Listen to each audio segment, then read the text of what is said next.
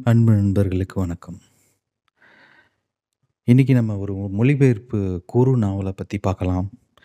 இந்த நாவலோட பெயர் வந்து உருமாற்றம். ஆங்கிலத்தில மெட்டமார்பசிஸ்ன்னு சொல்லிட்டு காஃப்கா எழுதிய இந்த புத்தகம். இந்த புத்தகம் எனக்கு எப்படி அறிமுகம்னா, இந்த காஃப்காவோட அறிமுகமே எனக்கு எப்படி கிடைச்சதுன்னா, 2 பேரோட இன்டர்வியூ மூலமா கேட்டதில கிடைச்சது. ஒண்ணு வந்து மிஸ்கின் ஓட புக் ரெக்கமெண்டேஷன் அந்த இன்டர்வியூல கேட்கும்பொழுது காஃப்கா அறிமுகமானாரு. அதேமாரி டெம்பிள் மங்கி விஜய் வரதராஜனும் அடிக்கடி அவரோட ஸ்பீச்ல அ காஃப்காவ பத்தி சொல்லுவாரு. ஸோ அப்படி இருக்கும் பொழுது, இந்த புத்தகத்த வாங்கி படிக்கலாங்கிற ஒரு ஆர்வம் வந்துச்சு. அப்படி வாங்கி படிச்ச புத்தகம் தான் இந்த புத்தகம். இந்த புத்தகத்த படிக்கிறதுக்கு முன்னாடி, அ காஃப்காவ பத்தி இந்த புத்தகத்தில ஒரு அறிமுகம் குடுத்துருக்குறாங்க. ஸோ, இப்ப என்னைய மாரி ஒரு ஆரம்ப நிலையில புது புது எழுத்தாளர்கள உள்ள போகும்பொழுது, அவர்கள் பத்தி அறிமுகத்தோட போனா இன்னும் நல்லாயிருக்கும். அந்த வகையில பார்த்தீங்கன்னா, காஃப்கா அ 1883ல பிறந்து 1924ல இறந்திருக்கிறாரு. அங்க ஆஸ்ட்ரேலியா, ஹங்கேரியில பிறந்திருக்கிறாரு. ஸோ இவரு ஒரு ஸ்ட்ரிக்ட்டான அப்பா இவருக்கு. ஒரு பிஸ்னஸ்மேன்.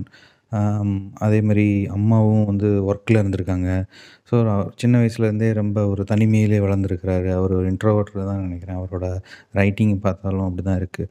தனிமையிலே இருந்திருக்கிறாரு. அ ஆனா நெறைய இலக்கியங்கள் மேல ஆர்வம் இருந்திருக்கு. கல்லூரியெல்லாம் முடிச்ச பிறகு ஒரு இன்சூரன்ஸ் கம்பெனில வேலை பார்த்துருக்கிறாரு. அங்க வந்து ரொம்ப ஹெவியான ஒர்க்கு. அதுக்கப்புறம் இன்னொரு கவர்மெண்ட் இன்சூரன்ஸ் கம்பெனியில வேலை பார்க்கும்பொழுது ஆஃப் டே தான் ஒர்க்கு. ஸோ, அதில ரொம்ப ஹேப்பியா இருந்திருக்காரு. ஏன்னா, அவருக்கு எழுதுறதுக்கு நெறைய டைம் கிடைச்சிருக்கு. அதுக்கப்புறம் திரும்ப இன்னொரு வேலைக்கு மாறும்பொழுது டைமே இல்ல. அவரு எழுதுறதுக்கு டைமே இல்லன்னு சொல்லி ரொம்ப அப்செட் ஆயிட்டு, சூசைட் அட்டெம்ப்ட் பண்றதுக்கு வரைய போயிட்டாரு. ஸோ, இப்படி இருக்கும் பொழுது ஒரு ஸ்டேஜ்ல அவருக்கு வந்து காசநோய் வந்து ஒ இறந்துர்றாரு. 1924ல இறந்துர்றாரு.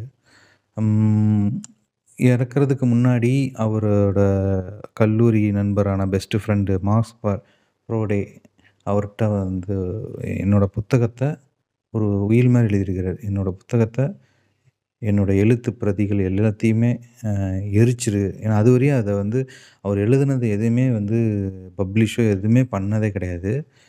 அவர் வாழ்ந்த டைம் வரையும் அவர் ஜஸ்ட் எழுதி மட்டும் தான் வச்சிருந்திருக்கிறாரு.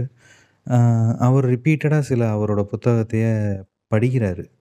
அ 1919ல படிச்சிருக்கிறாரு. அது படிச்சுட்டு அவரே அவரோட டைரியில எழுதியிருக்கிறாரு. என்னன்னா, என்னோட ரைட்டிங் எனக்கே பிடிக்கல.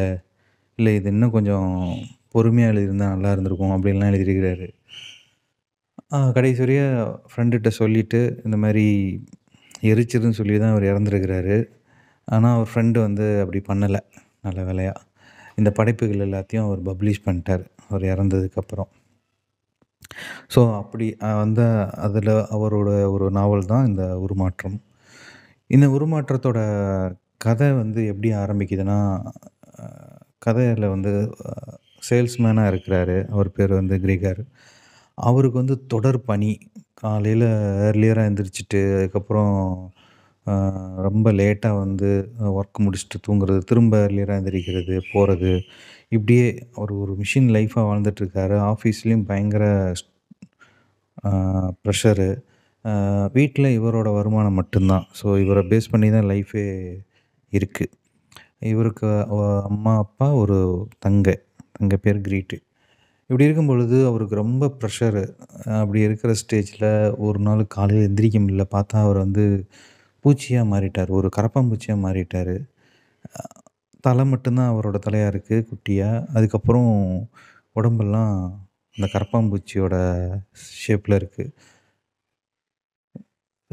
பயந்துர்றாரு. அ அதுக்கப்புறம் அந்த வீட்ல என்ன நடக்குது? அந்த குடும்ப நபர்கள் எப்படி அவர பார்க்குறாங்க? அவரோட மனநிலை எப்படி இருக்கு? அப்படிங்கிறது தான் இந்த கதை இருக்கும். இந்த கதைய படிச்சு முடிக்கும் பொழுது ஒரு ஃப்ளாட்டா தான் இருந்தது. அதுக்கப்புறம் இதில என்ன என்ன மாரி தோணுதுன்னா, ஸோ புக்ஸில வந்து அ நெறைய டைப் ஆஃப் புக்கு வந்து நம்ம படிக்கிறோம். அம் நீதி கதைகள் அப்படிங்கிறத வந்து பார்த்தீங்கன்னா, நம்ம படிச்சு முடிக்கும் பொழுது, அதோட நீதி நமக்கு படிச்சு முடிக்கும் பொழுது தெரியும். அந்த நீதி என்னங்கிறதையும் சொல்லிடுவாங்க. குழந்தைகள் புத்தகங்கள்லாம் இருக்கும். அதேமாரி ஒரு சிறுகதைகள், இப்ப வண்ணநிலவனோட ஒரு சிறுகதைகள் படிக்கும்போது 70ல இருக்கிற வறுமைய வந்து ஒரு அந்த வறுமையா இருக்கிற ஒரு சிச்சுவேஷன அந்த இடத்துல காட்சியா காமிச்சிருப்பாரு. அதில வந்து வறுமைங்கிறது தெரியும். அ ஸோ அது மாரி ஒரு சிறுகதைகள் படிச்சிருப்போம். நாவல்கள்ங்கிறது பார்த்தீங்கன்னா, மானுடம் வெல்லும்னு ஒரு நாவல், பிரபஞ்ச ஒரு நாவல் படிக்கும்பொழுது என்ன ஆகும்னா, அந்த பீரியட்ல நடந்த அ அரசர்கள், ஆங்கிலேயர்களின் பிரெஞ்சுக்காரர்கள் படையெடுப்பு, இது எல்லாமே இருக்கும். அவங்களோட வாழ்க்கை சூழல் இருக்கும். அந்த அனுபவத்த நம்மளால பெற முடியும். இந்த மாரி புத்தகங்கள் நடுவுல முதன் முறையா நானும் ஒரு ஆரம்ப நிலை வாசகங்கிறனால, காப்காக்குள்ள என்டர் ஆகும்போது, ஆ ஒருத்தர் வந்து காலையில எந்திரிக்கும்போது பூச்சி ஆயிடுறாரு. அதுக்கப்புறம் அவரோட மனநிலை, அவங்க குடும்பத்தார்களோட மனநிலை, கடைசியில என்ன ஆகுது? முடியுது. அப்படியே முடிஞ்சிருது. ஸோ இதிலருந்து இத ஏன் இவ்வளவு கொண்டாடுறாங்க? அப்படிங்கிற மாரி எனக்கு ஒரு கொஸ்டின் தோணுச்சு. ஏன்னா ஒரு புத்தகத்த ஃப்ளாட்டா படிக்கிறது வேற. அதுக்கப்புறம் அது மூலமா நம்ம என்ன தெரிஞ்சுக்கிறோம்? ம் அதில அவர் என்ன சொல்ல வராருங்கிறத ஆ அனலைஸ் பண்ணணும்னு நெனைக்கிறேன் இதில. ஆ எப்படின்னா, ம் இதில இந்த பார்ட்ட ஏதோ ஒரு உணர்வ மட்டும் தான் ஒரே ஒரு இத மட்டும் தான் கடத்தணும்னு இல்ல அவரு. நம்மட்டயே விட்டுர்றாருன்னு நெனைக்கிறேன். மேபி இது நான் சொல்றது தப்பா கூட இருக்கலாம். சரியா இருக்கலாம். என்னன்னு எனக்கே தெரியாது. நான் படிச்சதில அ படிச்சு முடிச்ச உடனேலாம் அது தோணல. இதிலிருந்து என்ன சொல்ல வராரு? அப்படிங்கிற மாரி யோசிக்கும் பொழுது, எனக்கு ஃபர்ஸ்ட்டு தோணுனது, அம் அந்த மெயின் கேரக்டர் பூச்சியா மாறுறாரு. அவருக்கு வந்து ஒரு ரொம்ப ஸ்ட்ரெஸ் இருக்குங்கிறது மட்டும் தெரியுது. அதாவது டெய்லி டே டு டே லைஃப்ல ஏர்லியரா எந்திரிக்கிறாரு. அவரோட அ அலுவலகமே அவருக்கு வந்து பயங்கர இறுக்கத்த கொண்டு வருது. அவர் ஒரு நாள் லேட்டா போனா என்னென்ன பாதிப்பு ஏற்படுங்கிறத சொல்லியிருப்பாங்க. அந்த மனநிலையிலேயே அவர் இருப்பாரு. ஸோ அவர் அவராவே இல்ல. அவரு வந்து அவராவே இல்ல அப்படிங்கிற ஒரு நிலை இருக்கும். இதுலேருந்து ஒரு அ முதலாளித்துவம் அ வந்து ரொம்ப பிரஷர் பண்ணி, ஒரு தனி மனிதனோட இயல்பான வாழ்க்கைய வந்து காலி பண்ணுதுங்கிறத கூட எடுத்துக்கலாம்னு நெனைக்கிறேன். எப்படி எடுத்துக்கலாம்? இப்ப வந்து இப்ப பாருங்க, ஒரு 8 ஹவர்ஸ், 9 ஹவர்ஸ் ஒர்க்னா அதோட முடியறதில்ல. மேக்ஸிமம் எந்த கம்பெனிலயும் அப்படி இல்ல.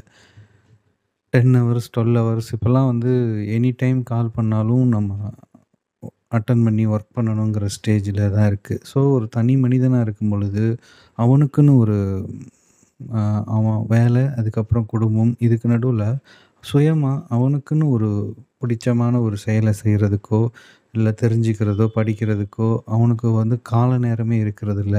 அப்படி இருக்கும் பொழுது அவன் மனநிலை என்னவா இருக்கும்? இந்த மாரி மனநிலை அதிகமாகும் பொழுது தான் நெறையா வேற மாரி ஹேபிட்டுக்கெல்லாம் போறாங்க. ஸோ நம்ம டாபிக் வேற எங்கேயோ போயிட்டுருக்கு. அதாவது எனக்கு தெரிஞ்சு அந்த ப்ரெஷர்னால அவனோட இயல்பான மனிதத் தன்மை வந்து மாறுது அப்படிங்கிறது எனக்கு தோணுது 1. 2வது அ அந்த குடும்பத்தார்களோட மனநிலை பார்த்தீங்கன்னா வச்சுக்கங்களேன், நம்ம வீட்ல வேலை பார்த்துட்ருக்கோம். திடீர்னு ஒரு நாள் வேலை போயிருச்சுன்னா எப்படி இருக்கும்? குடும்ப சூழ்நிலை மாறுமா? அப்ப குடும்பத்தில இருக்கிறவங்களோட ஆ நம்ம மேல இருக்கிற கண்ணோட்டம் எப்படி இருக்கும்? ஒரு ஸ்டேஜ்ல வேலை போயிருச்சு. அதுக்கப்புறம் கிடைக்கவே இல்ல அப்படிங்கிற இப்ப திடீர்னு ஒரு ஏதோ ஒரு ரொம்ப முடியாத ஸ்டேஜ் ஆயிருச்சுன்னு வச்சுக்கங்களேன். அதுக்கப்புறம் கொஞ்ச நாளைக்கு பார்ப்பாங்க. அதுக்கப்புறம் என்ன பண்ணுவாங்க? எந்த மாரி கண்ணோட்டம் இருக்கும்? இப்ப எக்ஸாம்பிள் நெறைய பேரு ரிட்டயர் ஆன பிறகு கொஞ்ச நாளைக்கு வந்து அவங்க ரொம்ப ஸ்ட்ரெஸ்ஃபுல்லா இருப்பாங்க. ஏன்னா, அ கேள்விப்பட்டுருக்கேன்.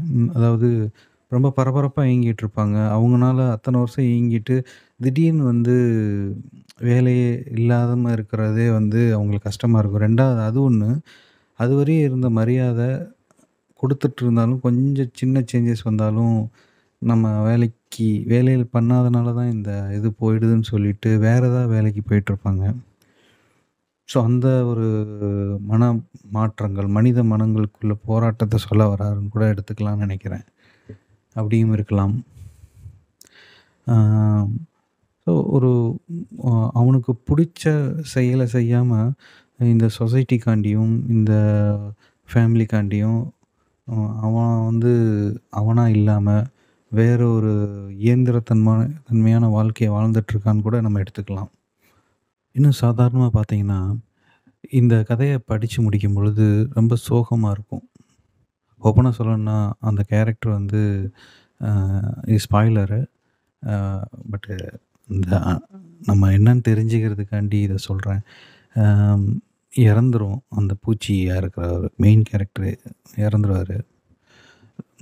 ரொம்ப கஷ்டமா இருக்கும். ஒரு ஃப்ளாட்டா ஒரு கதை படிக்கும்பொழுது கஷ்டமா இருக்கும். ஆனா, நல்லா யோசிச்சு பார்த்தா, கடைசி வரிய அவர் வந்து ரியலைஸே பண்ணியிருக்க மாட்டாரு. தனக்காக வாழல. அ அவரு கடைசி வரைய யோசிச்சுட்டே இருப்பாரு. ஐயோ! நம்ம பூச்சியா மாறுனதுக்கப்புறயும், ஐயோ! ஆஃபீஸ் போ முடியலையே, லேட் ஆயிட்டுருக்கே, அங்க என்ன சொல்லுவாங்க? எப்படியாவது முயற்சி பண்ணி எந்திரிச்சு போயிடுவோம், அப்படிங்கிற மாரியே மனநிலையில இருப்பாரு. அதுக்கப்புறம் கொஞ்சம் குடும்பத்துக்காண்டி இன்னும் நம்ம வேலைக்கு போணுமே, அப்படி தான் யோசிச்சுட்டே இருப்பாரு. அவருக்காண்டி கடைசி வரையும் யோசிக்கவே மாட்டாரு. இறந்திருப்பாரு. ஆம். ஸோ, அ இந்த கதையில அதுவும் எடுத்துக்கலாம். ஒரு மனிதன் வந்து தான் எதுக்கு அ தனக்காக வாழ்றோமா? இல்ல சுயத்த வந்து அறிஞ்சுக்கிறோமா? தனக்கு புடிச்சது எதுங்கிறதா தெரியாம நெறையா பேரு இந்த சொசைட்டியோட ரூல்ஸ் அண்ட் ரெகுலேஷன்ஸ் எல்லாத்திக்கும் அ ஒரு ஒரு வேல்யூஸ் இங்க வச்சுக்கிறாங்க இந்த சொசைட்டில இருக்குல்ல. அத அடையணும்னு ஓடிக்கிட்டே இருக்கிறதுலயே முடிஞ்சு போயிருது அவன் லைஃபு. ம். ஆ த டாப் ரெக்ரெட்ஸ் நெனைக்கிறேன். ஏதோ ஒரு புக் இருக்கு. ரெக்ரெட்ஸ்ன்னு சொல்லி. ஆ ஒரு ரொம்ப வயசாகி ஒரு நோய்வாய்ப்பட்ட ஒரு மெடிக்கல் சென்டர் மாரி. அங்க வந்து வேல பார்த்த ஒரு லேடி வந்து அந்த புக் எழுதியிருக்காங்க ரியலா. ஸோ சாகப்போற கடைசியில அவங்க சொன்ன சில வேர்ட்ஸ் எல்லாம் கலெக்ட் பண்ணி, அவங்க ஒரு புக்கா போட்டிருக்காங்க. அதில வந்து என்ன சொல்றாங்கன்னா, அம் கடைசியில வந்து நான் ஓடிட்டுருக்கேன். பணம் சம்பாரிக்கணும்னு ஓடிட்டே இருக்கேன். இல்ல இந்த குடும்பத்துக்காண்டி இத சகிச்சுக்கிட்டேன். இப்படி இப்படின்னு நெறைய சொல்லி கடைசியில ஃபேமிலியோட ஸ்பெண்ட் பண்ண முடியல. எனக்காண்டி நான் வாழ முடியல. அந்த மாரி நெறையா முக்கியமான பாயிண்ட்ஸ்லாம் போட்டு சொல்லியிருப்பாங்க. அதுவும் இந்த கதையோட ஒத்துப்போகுதுன்னு தான் நெனைக்கிறேன். மேபி இருக்கலாம். ஆ ஒரு வாழ்க்கையின் ஓட்டத்தில ஓடிட்டு கடைசில அ எதற்காண்டி வாழ்ந்தோன்னு தெரியாம செத்து போறது. அப்படி கூட எடுத்துக்கலாம். ஸோ என்ன தோணுதுன்னா, அ சின்ன வயசுலேருந்தே ஒருத்தவனோட சுயம் தெரியாமயே வளர்ந்துட்டு வர சிஸ்டத்தில இருக்கிறோங்கிறதும் தெரியுது. யோசிச்சா.